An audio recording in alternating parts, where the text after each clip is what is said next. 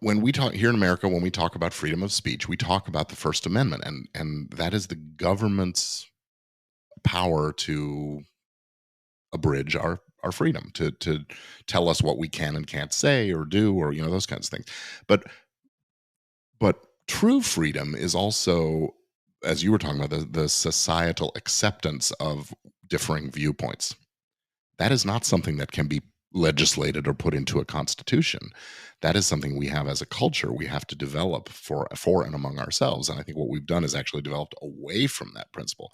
These divisive points of view have always been around, but Welcome to Learn or Be Learned. We either learn from others or others learn from us. The former is able to help us become a better, faster you. Follow me weekly as I dig up stories like a true anthropologist would on one of the 3 series called Guest Conversations, Book Applications, or my Small Talk Explorations. I'm your host, Shiva Danishekar, and let's talk. All right, welcome back, everybody. So I'm here with Gordon Firemark. He actually is a lawyer, and he knows a lot about content creating and the legal sides of that. He has his own podcast, an ebook called The Legal Survivor Guide, correct? it's the podcast blog and new media producers legal survival guide. Yeah. Right. Did I miss out on anything? Is there anything else you would like to add? No. I mean, I've been doing entertainment and media law for about 30 years. Goodness. And Wow. right before we started, I was teasing you about making me feel old. But 30 years practicing entertainment law, and I got into podcasting right at the beginning of when podcasting started. I discovered it by listening to someone I really was interested in, tech TV stuff, and this guy, Leo Laporte, who's one of the founding fathers of podcasting, I guess you could say. Right. And that got me interested, and then I got invited as a guest on a couple of shows, and I caught the bug, so I started my own show in 2009. So going on 13 years now. Wow. That's amazing. I actually checked out an episode that you were a guest in. Mhm. I think it was called the New Media Show podcast, correct? Yeah, that's the Todd Yeah. Cochran and Rob Greenlee. Yeah. Right. And what caught my attention was something that was said in that podcast. And it was on the idea of American culture and society specifically, Mm, where you talked about how civil discourse and, even just agreeing to disagree is kind of at a low. yeah. I think you even said, your opinions and the sum of your opinions don't define you. And I thought that was really interesting because yesterday I posted on my social media a video of Jordan Peterson talking about why he thinks evil exists in this world. And it was just an interesting notion about so what he said was maybe God didn't create evil, God created the possibility of evil. So almost like a good can't exist without evil type thing. And I thought it was a really interesting take. Uh-huh. And I posted it. And next thing you know, so I guess some people didn't like that, or they don't like him particularly for his notions or strong beliefs. Yeah. And next thing you know, I almost like by transitive property, I was the sum of his opinions just because I posted something of him. And I Mm. lost followers and stuff. And I thought that was just really interesting because I noticed that too. It's almost like the freedom of speech feels very scary at times, almost like you're defined by your opinions. So I really thought that was an interesting take that you guys talked about. Well, it's interesting. You talk about freedom of speech, and I think we need to define the parameters of what is freedom of speech, because when we talk here in America, when we talk about freedom of speech, we talk about the First Amendment, and that is the government's power to abridge our freedom, to tell us what we can and can't say or do, or those kinds of things. But true freedom is also, as you were talking about, the societal acceptance of differing viewpoints. That Right. is not something that can be legislated or put into a constitution. That is something we have as a culture. We have to develop for and among ourselves. And I think what we've done is Hmm. actually developed away from that principle. These divisive points of view have always been around, but Hmm. I think we've become less accepting of the fact that people have other opinions, and we become very binary. Either you're right or you're wrong. There's no room for disagreement or nuance in these things, and that's a sad Right. state of affairs. Right. I think even at times I can be caught guilty of trying to defend my opinions, but then Hmm. why do you think that is? As a culture and society, we've shifted, at least in Western society, we've shifted to a more binary. I need to be right. Maybe does it have to do with media per se? I think the media has been a part of this decline in accepted in the notion of acceptance. I mean, the media has always presented things from its point of view, as we all do. Hmm. I think what's happened though is that there are a lot of folks out there who are choosing to believe things because it fits into their worldview, and it may be a completely false belief. I don't think that an opinion that is based on false information is a valid opinion. But if you have all the information and you analyze it yourself and you develop your opinion, then I say, hey, you're entitled to that as long as you're not Right. basing it on false premises.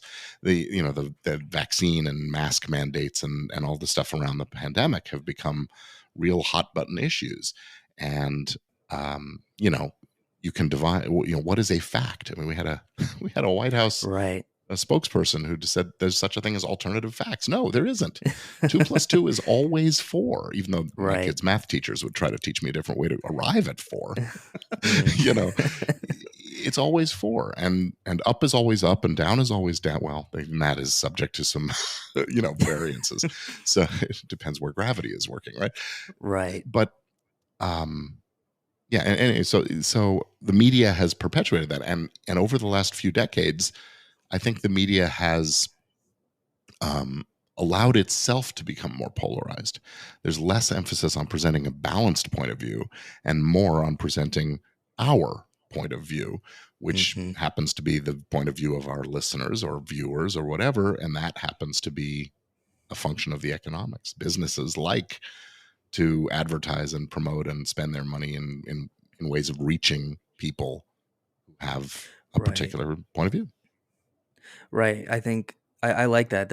I think there's two folds to that. It's one, you like you said, you can't put legislation on changing people's behaviors, right? So you can absorb as much information as you want. And I think the other side of that coin is the algorithms that these social media companies are using is to feed your polarized biases, right? So if you right, you can Google, is turmeric good or bad for you? And you're going to Yeah. find articles on both sides. And it's almost like, how do you look that up, right? So do you take the Hmm. initiative to look at both sides? Because you can easily look up, why is turmeric bad for you, or why is it good for you, Uh, and you will find your polarized answers. And yeah. I think Facebook did that with the whole political campaign of the recent campaign with Trump, right? Hmm. They like polarized people's opinions by showing them what side they liked rather than both sides. Yeah. And Well, let's I think play that's a big into our thing. particular worldviews exactly, and as you said, even let's not be too fair to Google either. Google is not that objective. I mean, they've got this really effective algorithm, but it's garbage in, garbage out. If you post the query in such a way that your bias is evident, the algorithm's going to detect that and give you stuff that plays into your bias that again supports your worldview. So, you know, if I'm trying to think of a good, well, turmeric, which seems to be a pretty neutral one. Of course, there's the health folks out there but as you said, if you say um, negative health impacts of turmeric, you're going to get a list of negatives. Whereas if you Yeah. said positive benefits of turmeric consumption, you'll get the positives. So a lot of what we have to think about if we want to be more objective is how do we frame the question Hmm. to And be are as we looking neutral at it as possible. Yeah. right? And are we looking at it from different sides? Hmm. Yeah, Mm. and that's what journalists have to. I think that's a quality of a good, well trained journalist is framing the questions as to exclude bias wherever possible, get the real Right. answers. Exactly. Moving forward with that, you have extensive experience with media, in particular, like law and media. Yeah. How did you get to that sector? Was that your initial choice, was to go into law with different types of entertainment and media industries? Well, if you don't mind, I'm going to start with my origin story, which actually Yeah. starts at 5 years old. So when I Okay. was five, I was in a kindergarten class in this school that had a K through 12 program. So the high school kids were doing their stage musical, Oliver, at the time. This is in the early 1970s. And I'm giving away my age, but so here I am, 5 years old. They take us to watch a dress rehearsal of the production, and the lights go on, and the curtains go up, and the music comes on, and I was hooked, mesmerized into this thing. So I got very interested in theater and live performance presentation very early on. I was always interested in the technology behind what was going on, less so about Right. being on stage or whatever. So jump forward a few years. I'm in junior high school. I'm hanging out with a bunch of kids that were sort of getting into low grade trouble. Nothing terrible, terrible. No guns and knives and Typical things, but kid stuff. well, typical trouble kid stuff. But Yeah. I don't want to get Right. into the details. Anyway, the principal of the junior high somehow picks me and comes and gets me and says, listen, I want you to run the lights and sound for the school variety show. So now I'm running lights and sound and loving it. Went into high school doing that. We had a very good theater program at the high school I attended, and by the time I was a junior in high school, I was working professionally as a sound technician at the local professional theater, and and at some of the major theme parks and things like that, doing a lot of sound. So I started college kind of grudgingly. I thought, hey, I got this great job. It was paying really, really well. There are not a lot of high school kids making that kind of money. But I went to college and I started out as a theater major. That was not going to work because it was a performance oriented program. Shifted into journalism, did photography, fine art photography briefly for a bit. That was another hobby of mine. And eventually ended up in radio, TV, and film, which was a dual track program for the production folks and the public policy management, the business side of the business. And even though I was in the production track, I discovered an aptitude for the business and policy stuff. And a professor called me aside. I was late in my senior year already. He called me aside one day and says, "You're doing so well in this government regulation class." It was a 500 or 600 level class. Um, you ought to think about going to law school. And I laughed. I thought that was the funniest thing ever. I was going to go to film school. I was going to become a cinematographer, right? Right. And not so much. Right. So I didn't get into film school, but I got into law school, Okay. and it still wasn't for me. I decided to take a year off, or I decided to go into the workforce.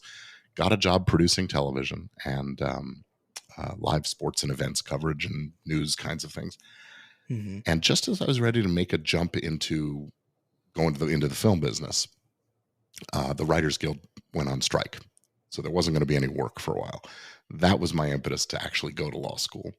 And once I was in law school, it was pretty obvious with that background, I was going to be an entertainment law guy. Jobs were very hard to find. It was a time when there were a lot of new law students and lawyers coming out because the TV show LA Law had been on the air for a couple of years. It looked really sexy, right? All right. Nice suits and nice cars. And. So I come out of law school and into an environment where it's really hard to find a job in my field. Ended up finding one. It was doing litigation, wasn't my thing. But um, I ended up going out on my own very early on in my career. I was out of law school, less than a year before I went into my own practice. And it was always going to be theater, film, television, and that. And then the digital media started coming along in the 90s, and here we are. Hmm. So, It's always so interesting to hear people's journeys, because as someone who's still trying to find their footing, it's not so obvious in the moment, and mhm, it's almost like you look back and you're like, this happened, and this helped me with this, and it's very comforting to know that things work out, but you kind of have to just go with the flow and really be open minded. I think that was my biggest mistake, was going through college very close minded in what I mhm. wanted to do, and I ended up dropping medicine my Oh, senior year of undergrad. Yeah, like the last semester, and it wasn't because I was doing bad or anything. It's just I realized I never even considered anything else, and I like other things. So yeah. I totally like your origin story. It really kind of shows itself that like you were gonna go out to do this stuff anyways. It's kind of It's cool. interesting. I never set out, I mean, I never thought I was going to be a lawyer Yeah. until I started law school. And even then I thought, well, this is just a stepping stone to a producing career. It'll be great to have all this information and knowledge. Right. Failing to consider that in order to pay back the loans that you spend to go to law school, you pretty much have to work as a lawyer. Yeah. So there was that. But I've really discovered that I love the intellectual challenge. I think it feeds a curiosity that I have, and I love being able to help other people. My mission now really has become helping people to share their voices and their messages, because I do think that the more we have, the multitude of voices, the free flow of conversation and information, and what they call the marketplace of ideas, is what's important, and if we're going to advance as a society. Um, Right. so here we are. And that's that. My goal is just to, again, work behind the scenes to help make that possible for more people to get their Hmm. message out. And with that, what are some important things that content creators should do to protect themselves in this marketplace of ideas? Well, anytime you talk about protect yourself or protect themselves, I get a little anxious because it's very easy to be so careful and so worried about the consequences that you don't get anything out there. So part of my drive to help people get out there is give them as much information as possible to dispel some of the myths and eliminate some of the fears, and plant the fears where they really belong. Hmm. And so let's talk about some of the things that, I think that if you're going to be doing media, you need to think of it as a business, and as a professional would, even if you're not intending to make your living from making media.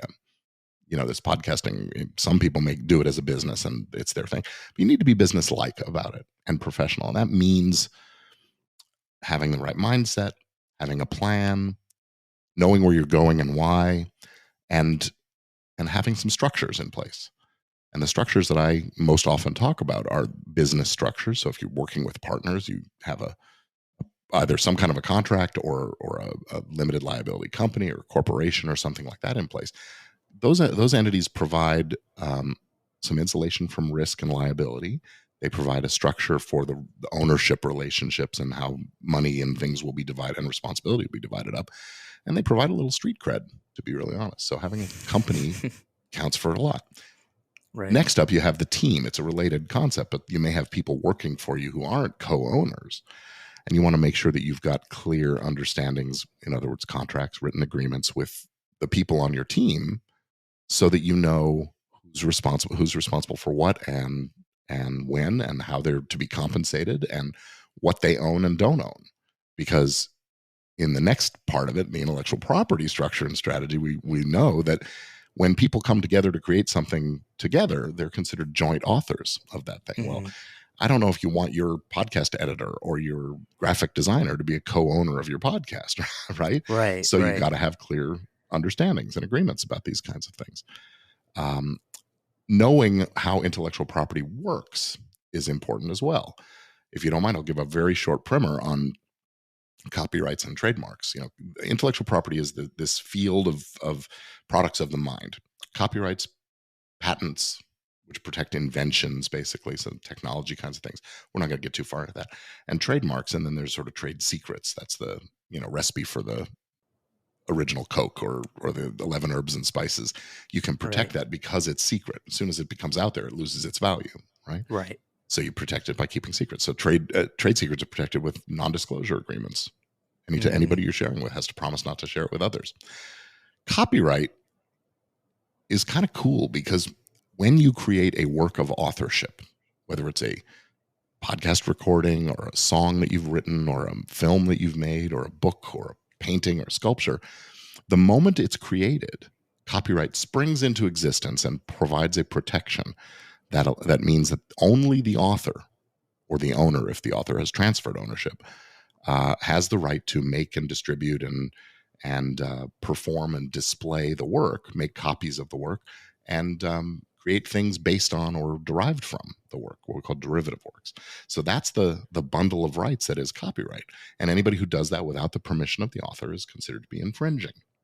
Mhm. So there's some exceptions and variations that come from freedom of speech and things like that, but essentially don't use other people's stuff without their permission. So you don't put a song in your podcast episode unless you've got a license from the people who wrote the song and the people who recorded the song. Two different copyrights there. Right, so downloading it or purchasing it does not count as, If your you choice in to the use old it. days you'd go to a store and buy a copy of a record. All that did was give you the right to play that copy.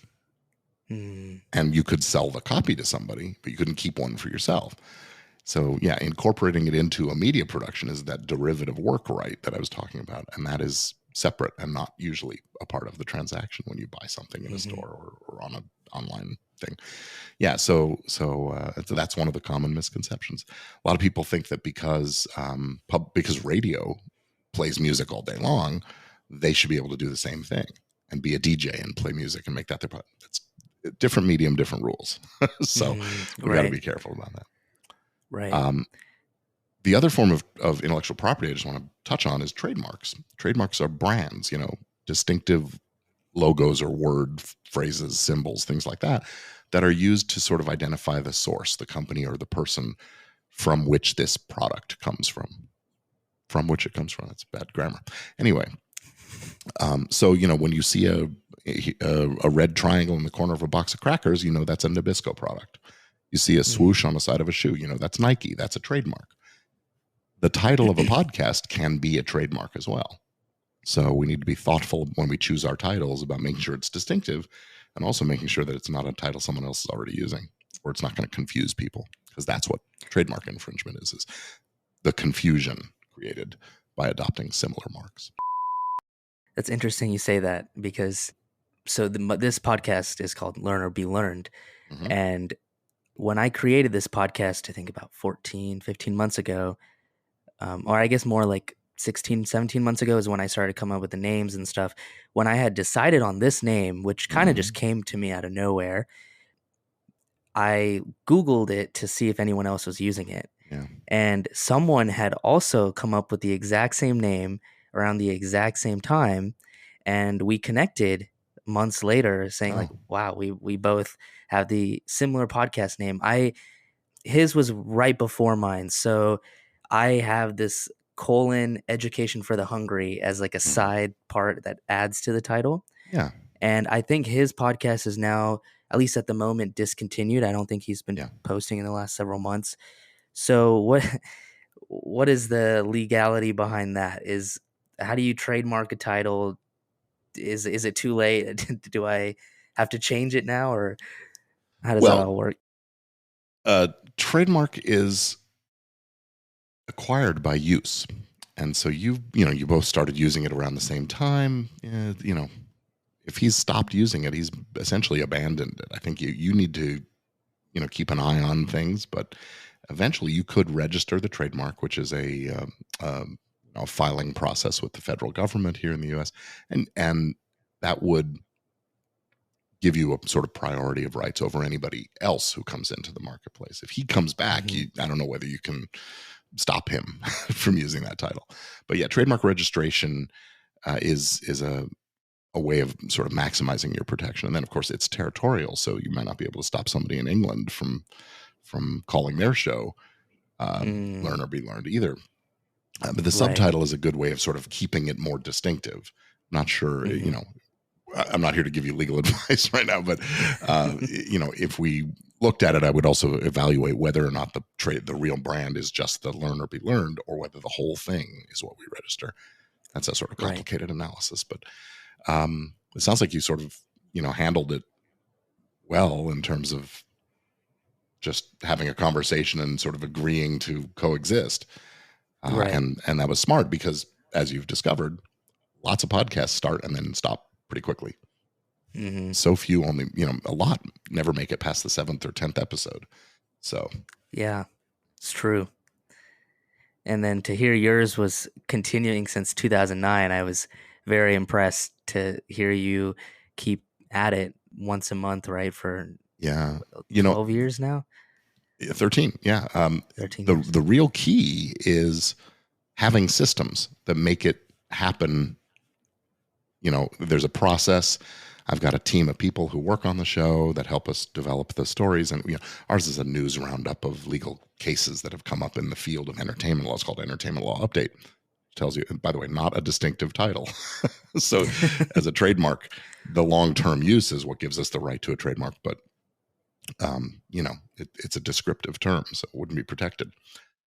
Right. Anyway, having a team, having a system so that the process happens and sort of on autopilot.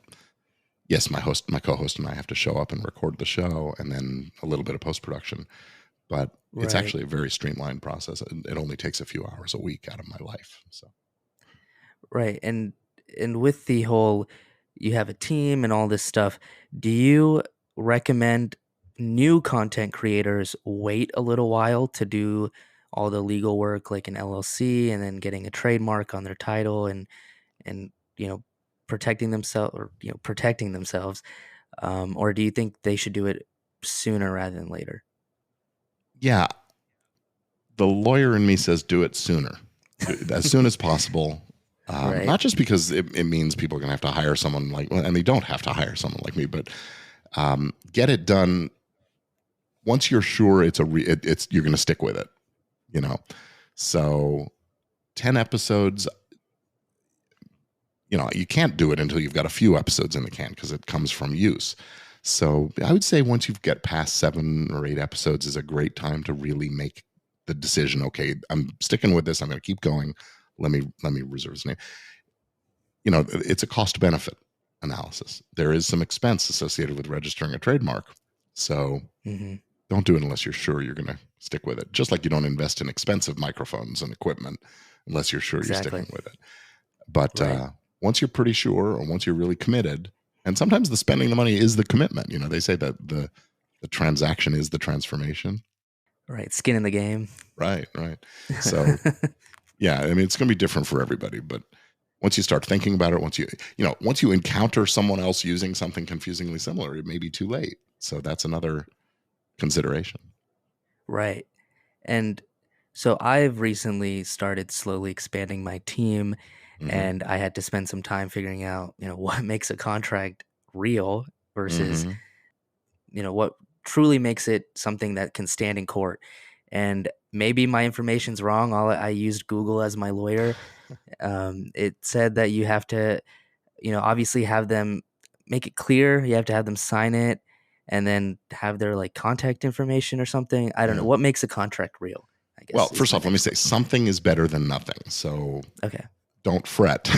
you know, but the fundamental elements of a binding contract are obviously you have to have an identification of who are the parties that are being bound. So that's the names and addresses, preferably the addresses, but even then it doesn't necessarily matter as long as you have a way of reaching the person of the parties. You have to have some explanation of what the terms are. What's the subject matter of this contract? Who's supposed to do what? Hmm. And there has to be some consideration. It has to go both ways. There's an exchange of value in one direction or another. So when I agreed to come on your show, you agreed to give me the exposure, which, by the way, does not put groceries on the table, but it's valuable nonetheless.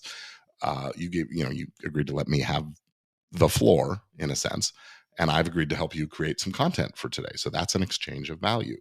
Hmm. We have an implied oral contract that I will come on your show and you will eventually publish it probably.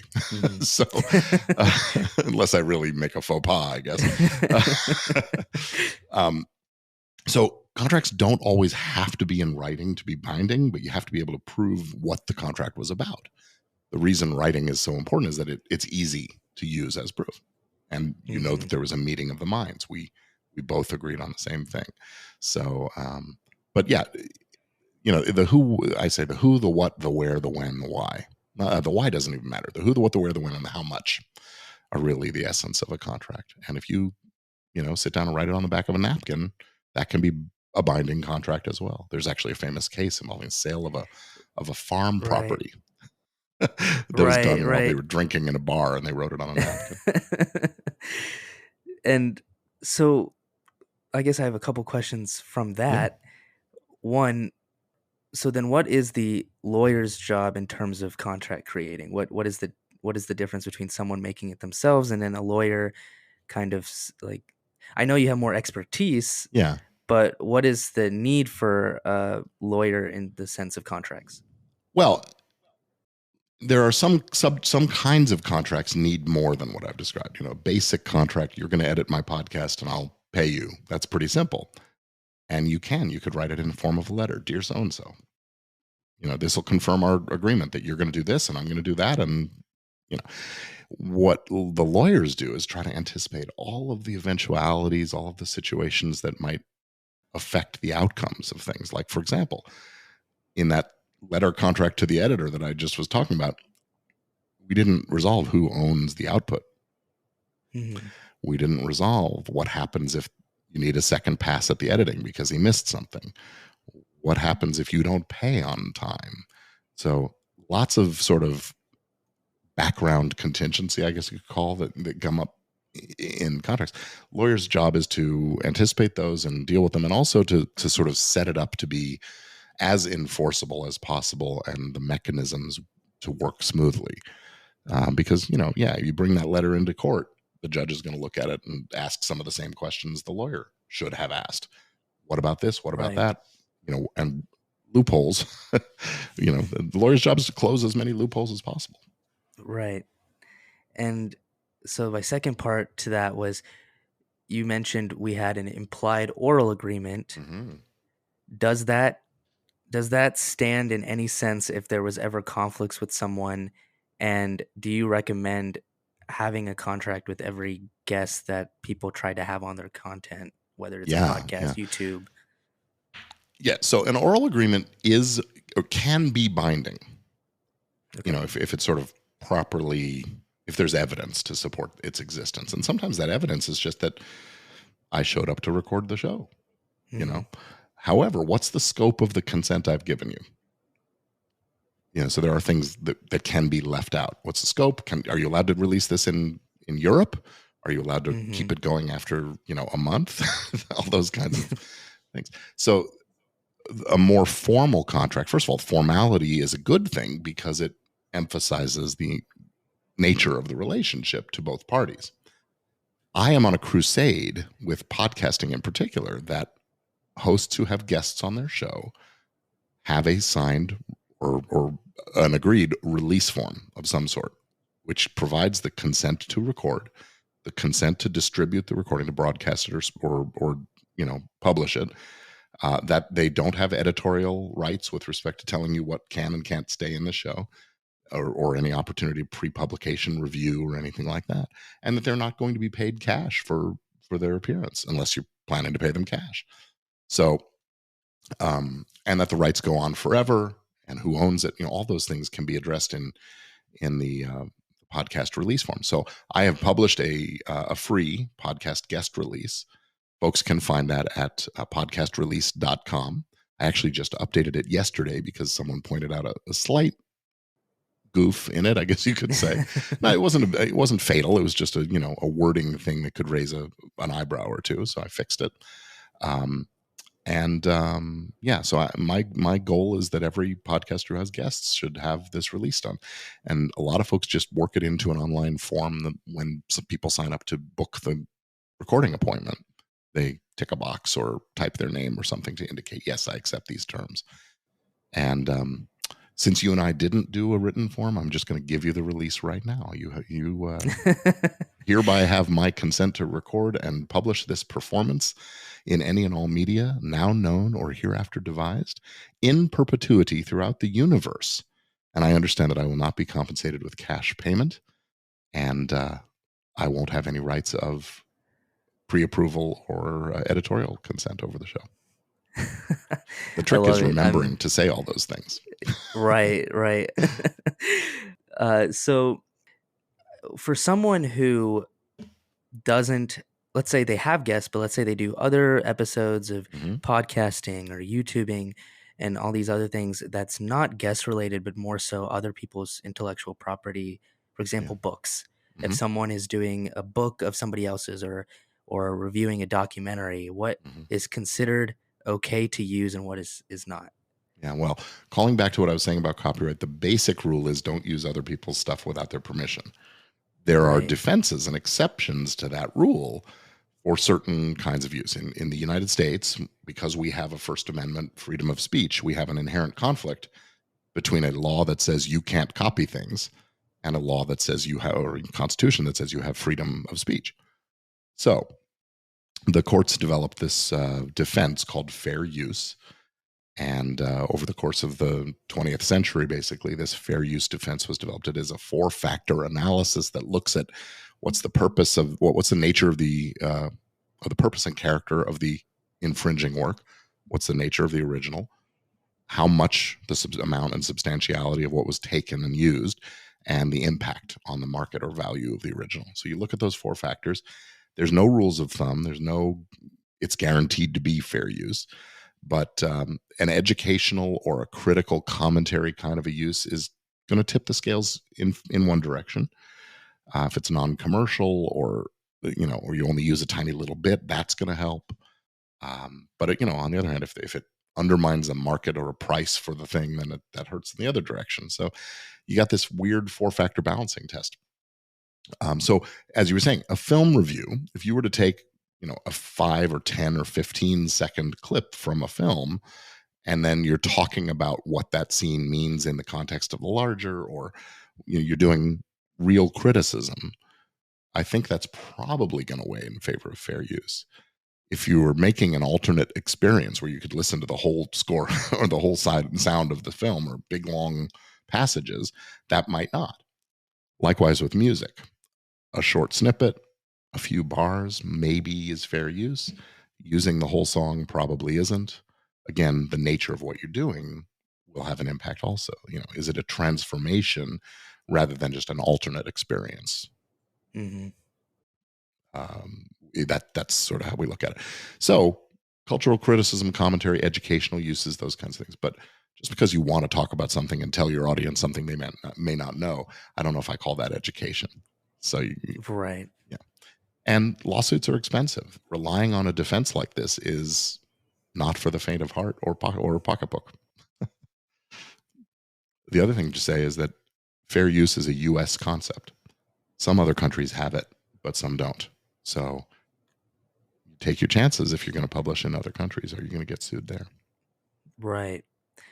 And is that count for anything, like, for example, YouTube and podcasting in particular, at least, are global, right? You can watch Right. it anywhere around the world. So do you have to take into consideration international law of different places To a when certain you're extent, yes. As I said, it's sort okay. of a balancing of the risk kind of a Yeah. situation.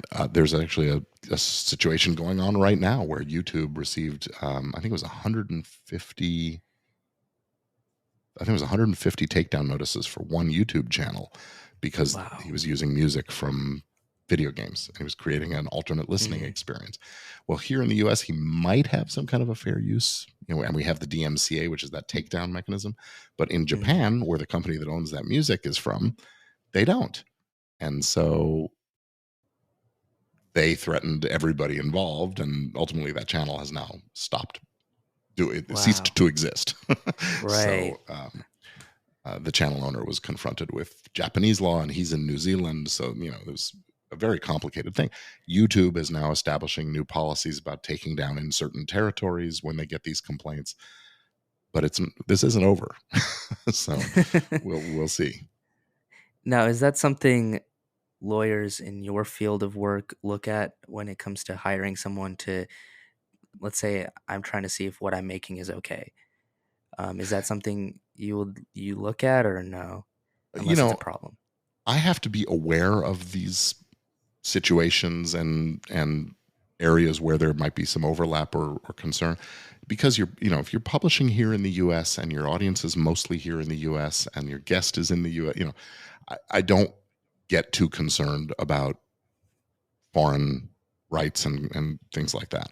If you were Mhm. using a piece of music that belonged to a Japanese company or something like that, then I would say, well, let's do a deeper dive into that. Right.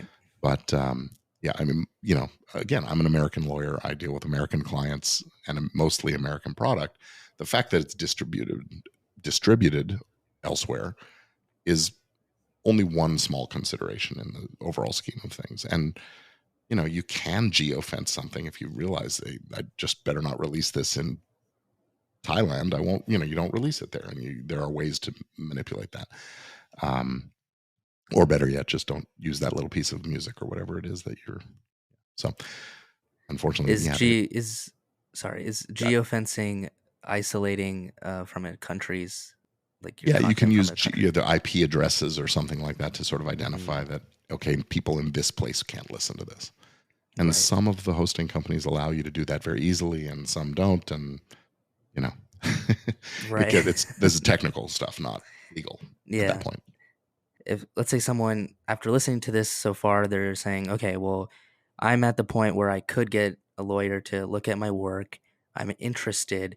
What do they expect in terms of what all they would need to ask you to look at to make together? How much would that all cost? Yeah. Things like that.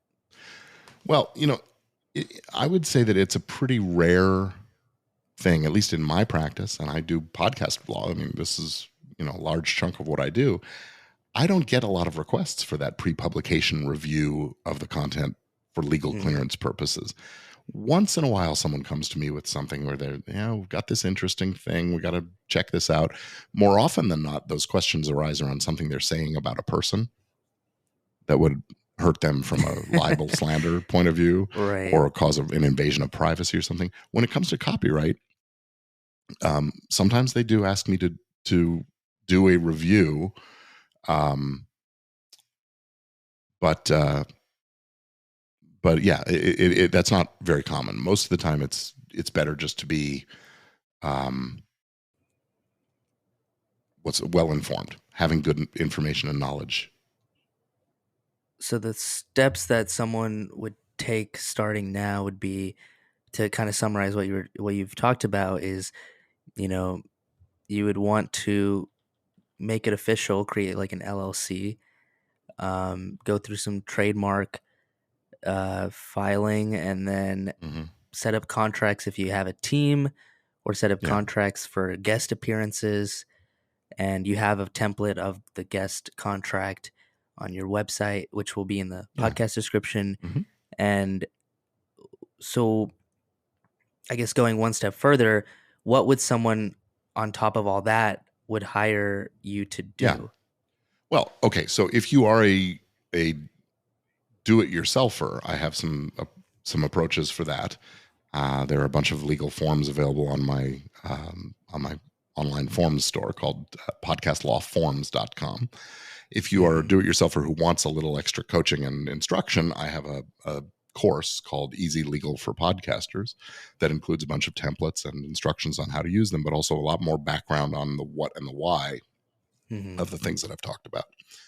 And then for those who want someone else to just do it for them, yeah, you can hire a lawyer to help you form that limited liability company, set up the corporation, organize those contracts, and draw them up for you, and make sure they're custom tailored. I do a lot of that kind of work, especially with podcast networks that are signing up lots of shows and things like that, and certainly advertising deals, contracts with distributors and things like that. So yeah, hiring, and of course, if somebody sues you, then you need a lawyer. I don't do litigation, but I know lots of good folks who do, and I'm happy to Mhm. make referrals in those situations. So What can someone expect to for the because you mentioned, there's the free, somewhat yeah, free, maybe free way of doing it yourself, yep, the course, and then I'm assuming the most expensive would be to have someone to do it completely for you, of course.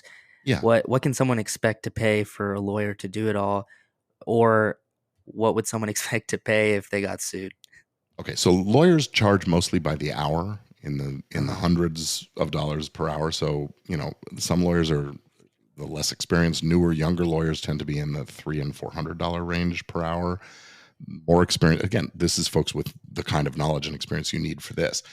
Um, and those of us that are in the more experienced arena, it's multiples of that. I don't want to get too specific about my rates, but Right. you can expect to pay 500 or 600 or more dollars per hour easily to have a lawyer working on things, and it's a function of how long does it take.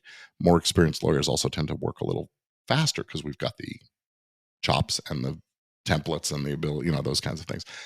Um, but negotiations are a fluid thing. So sometimes you end up going back and forth a bunch of times. If you get into litigation, you're talking about tens of thousands of dollars very quickly, because just that first week, the lawyer is Wow. spending tens of hours, maybe even 100 hours in the first few weeks of a lawsuit. So Yeah. it gets expensive really fast. So, um, Wow. yeah, you want to make sure I didn't the know that. financials make sense. Right. Right. So like in like shows like Suits and stuff where they spend a ton of hours doing research and stuff, they're getting paid by the hour by the client. Oh yeah, I mean, a big loss. I mean, a real lawsuit that goes all the way to trial. It's not at all Mhm. unusual for that to reach into the mid six figures. And Wow. some of the big famous cases you hear about, copyright infringement cases, you know, lawyers' fees Yeah. of $2 and $3 and $4 million are not all that. Wow. I mean, it's unusual, but it's not that extraordinary. Right. Wow, that's crazy. I didn't know that. That's why you don't want So, to get sued. yeah. Sounds like it. Okay, so to wrap things up, this show, like we mentioned, is called Learn or Be Learned. And I want to ask you, what is, there's obviously many things you've learned through your journey so far. What is something that you want to leave the audience with, something important that you've either learned from others or you want others to learn from you? Wow. Well, first off, let me just say, I've given you sort of some scary information today. If you take nothing else away, it's that you now have that information in you, but don't let it frighten you into silence. Don't let it muzzle you. Be thoughtful and careful about what you do, and then do it. Something I've learned from someone else that I think is really valuable. Focus and discipline. I think I got this from my dad. Just being able to be focused and disciplined, but also the importance of giving yourself margin and downtime, because you cannot be Mm, on all the time. And I also just emphasize the power of self forgiveness. We all make mistakes, and the biggest mistake we can make is not letting go of them and not being okay with the fact that we made mistakes. It's the nature of being a human being. mhm. So give yourself a break. I'd say Right. that's yeah, I feel like we can often be our own hardest critics with whatever we're doing, our work ethic, our content we're making, everything really. And I think self-forgiveness is very crucial, and so is downtime. I yeah, think we have a lot of hustle culture and ever since like media and stuff, and it's I don't think we talk enough about like mental health and yeah. taking breaks. When you get on an airplane and they go through that pre-flight announcement where they talk about, if the cabin pressure changes and the air Hmm. thing drops down in front of you, put yours on before you help someone else. Yeah. The same thing applies throughout life. You cannot help others if you aren't there to help them. So help yourself first. Put your own needs at least as high as you put your families, your kids. Take care Right. of yourself so you can take care of others. Do you think that's a form of, not in a negative way, but do you think it's a form of selfishness to have Well, your own intent first? I don't know that selfishness is necessarily a bad thing. Hmm. When it's nothing but egotism and narcissism, it's bad. But Right. I think that taking care of ourselves, just like taking care of your health, so you can be around to take care of your family and your kids and your business and everybody else, it's Hmm. important. And so I don't think it's a negative selfishness. It's important that we are selfish about these things. Having boundaries, protecting our bandwidth, our margin, our stress levels, all of that. Right. Because as soon as you start to fall apart, you're no good to anybody. Right. Well, Gordon, I really appreciate you being on this show and sharing your wisdom from law and your stories. And I think people are really going to love this episode. So I appreciate you being here. Well, thank you so much. I'm really glad to have been able to help. And Chevy, you do a great job as an interviewer. So thanks for that. Oh, thank you.